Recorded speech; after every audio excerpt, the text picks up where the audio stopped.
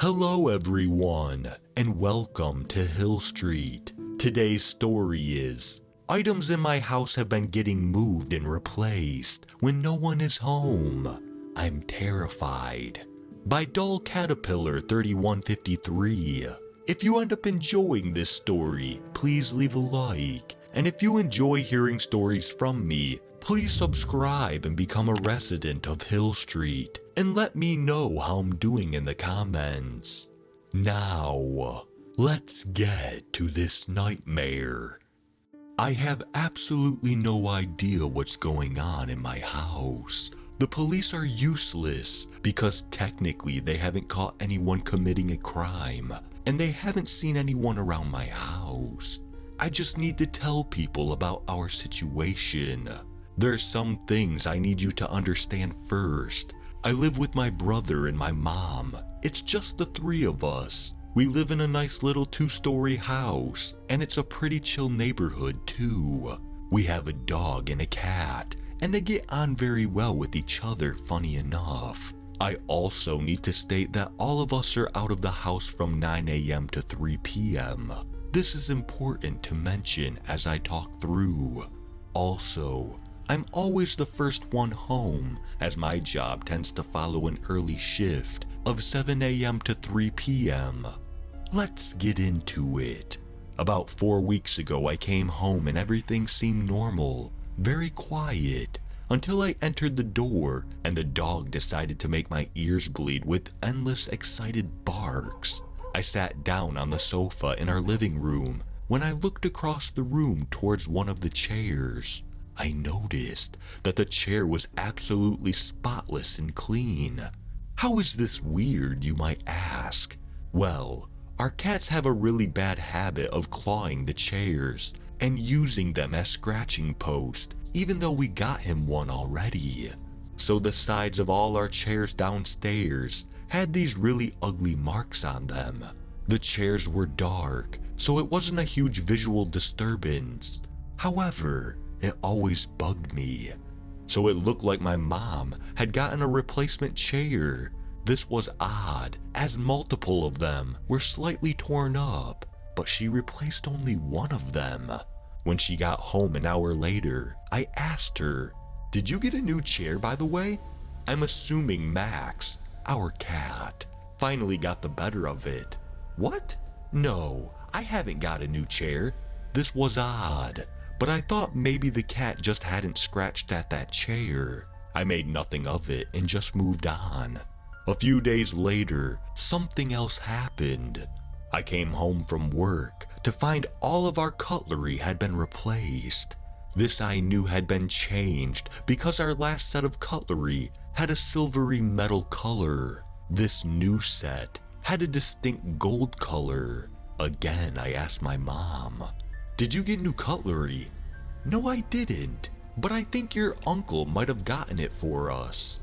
You see, my uncle was quite close to my mom and us, so he had a key to our house. He'd frequently come in to check on us and just chill. Again, I made nothing of the random object replacement in the house. Now this is when the object changes started to get weird. At this point, I knew something seriously creepy was happening in our house. A few days after that, I came home alone again.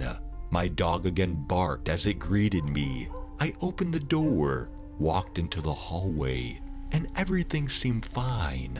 Then I noticed that the mirror at the end of the hallway had been replaced. Not only this, but it had been flipped, so it was facing the other way.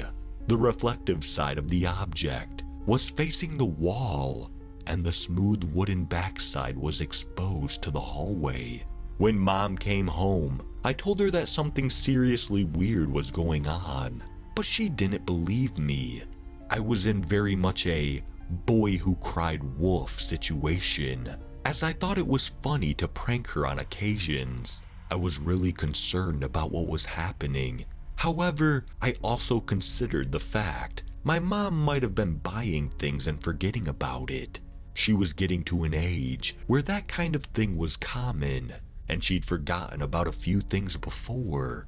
For example, she bought my brother a new gaming chair and completely forgot about it not too long ago. The very next day, I came home and I remember begging to not see anything replaced or moved in the house when no one had been there. I opened up the door, my dog barked at me, I stepped in and started inspecting everything. I felt like I was going crazy. I seemed to identify things being moved and replaced. However, my mom and brother didn't take note of it. Made me think I was making it up in my head. The only room I hadn't checked so far was the second floor bathroom, but everything seemed good.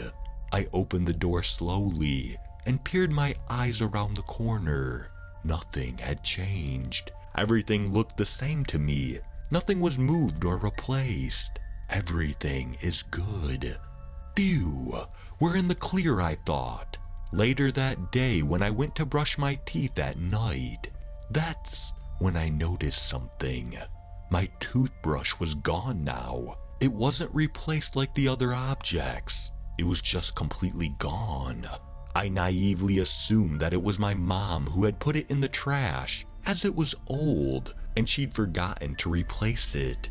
I didn't even ask her about it, because it's just been one of those things where it happens so often, you don't consider it to be an unusual event. However, with what had been happening around the house, it did raise a concern. For the next few days I was relieved, as for every time I came home to an empty house, nothing had changed. Nothing had been replaced or moved. I thought to myself that this must have been something I just made up in my head. How could anyone have ever gotten into the house without a key? Secondly, why were they just moving and replacing seemingly random objects? If someone were to break into our house, surely they'd steal the valuables, right? Now this next part I'm about to tell you has happened over the last 2 weeks. After pretty much forgetting about the strange replacing moving of objects in my house, I once again came home from work, opened the door blissfully. However, this time, I didn't hear my dog bark. Where is she? I thought to myself as I entered the room. After yelling my dog's name, I could hear the faintest of barks coming from upstairs. I slowly started to creep up the stairs. The barks got louder with every step, and as I reached the top, I realized what had happened. My dog was locked in my mom's room. My mom's always had a doors must be open at all times policy, cause she didn't want my dog or cat to be locked in any rooms. So my dog being locked in her room specifically creeped the crap out of me. As I approached the door, I could hear my dog's claws scraping against the door as she tried to get out. A truly horrifying thought hit me as I got within a few inches of the door. What if my dog had been replaced too? No, she couldn't be. Not a chance. I slowly edged the door open, and I let out the biggest sigh of relief when my dog ran to me to give me cuddles. My dog hadn't been replaced or changed in any way, thankfully. When I went into the room though, I looked at the wall above my mom's bed. My heart froze. I saw a picture of the 3 of us that had been moved from downstairs to this room. Me, my mom, and my brother on the wall above my mom's bed. As I got closer to the wall, something horrifying captured my attention. The picture was being held up by a knife, which had been aggressively driven into the wall. I began to shake and panic as I realized that this knife was a knife from my old cutlery set, the one that had gotten replaced. Now, I wasn't sure if this was a coincidence or not, but there was something else which terrified me. The knife was placed in a way that it pierced my head in the image. You couldn't even see half my face because the knife had been shoved into it. I quickly ran out of the room and grabbed my dog and got out of the house. I immediately phoned the police. I stood a few houses down outside with my dog, absolutely terrified to go back into my house. The police eventually came, and surprisingly, they were actually pretty useful about it. They checked the house and calmed me down. My mom came home about 20 minutes after, and my brother followed shortly after to see the police outside my house. The police basically said to us that someone must have somehow been getting into our house and been screwing with us. They told us to change our locks, and that they would leave someone outside to see if anyone tried to break in when we were all out for the day. I felt sick to my stomach, knowing that we just had to go back into the house, despite what I'd just seen. The police checked everything, and we did indeed change our locks before nightfall, but the terror I had going back into the house was unlike anything I'd felt before. I'd been feeling so confused about objects randomly being moved and replaced when no one was home. The picture above the bed just confirmed that someone had been creeping into our house when none of us were home. I was constantly looking around, checking everywhere. What if the person was hiding in our home? It was too much for me. My mom also called my uncle, and he said he hadn't been to our house in weeks. This made my mom and brother begin to take the situation very seriously. After a few days of constant paranoia and anxiety, the police officer reported that no one was seen going into our home at all. We just had to go about our normal lives. But when we came home for the next few days, again, nothing had been moved or replaced. The paranoia eased a little. However, I was still terrified every time I came home from work that I'd see something bizarre. A week after the picture incident, the police said they'd be removing the lookout from the street because there was no unusual activity. This made me feel horrible, but the next day when I came home from work, everything was normal in the house. This made me feel like the change of locks meant whoever this was couldn't get into our house. The day after, I came home after a really tiring day of work. I was a little late, however, early enough that I should have been the first one home.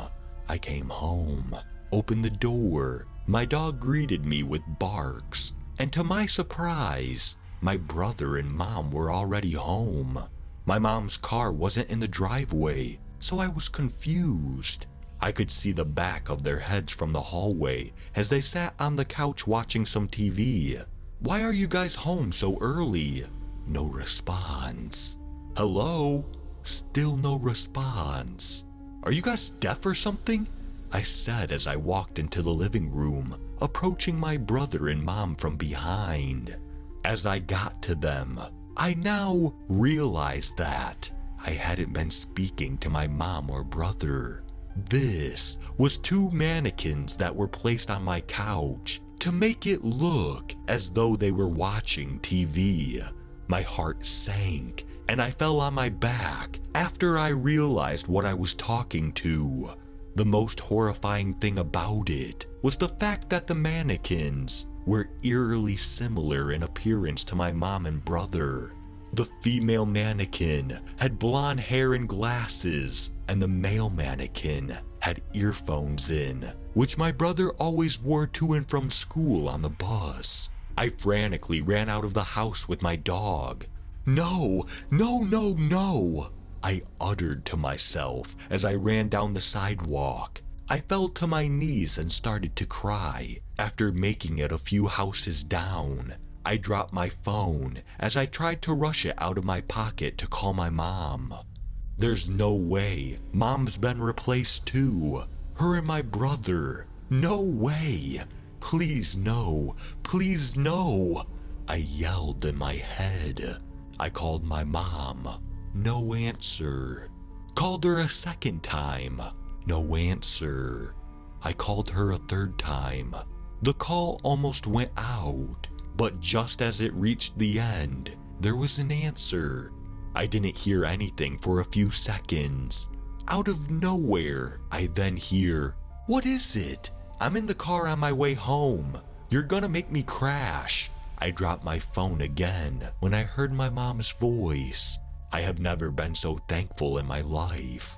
A few minutes later, she showed up and I hugged her and told her not to go into the house. We called the police again, and not long after, my brother showed up. I gave him a large hug for the first time in what must have been years. When the police showed up, they investigated the house to see if there was anyone hiding in there, but they found nothing. They were also very confused as to how this person, or whatever, had again broken into the house. We decided to stay at my uncle's house while this whole situation unravels. It's been a few days now, and nothing else has happened, but I'm still really afraid. I feel like I'm constantly being watched. What on earth is happening in my house? Who is getting into it when we're all out? What do they want? We are all really afraid right now, but thankfully my uncle's house had provided some safety. We are all taking time off our jobs in school. God help us.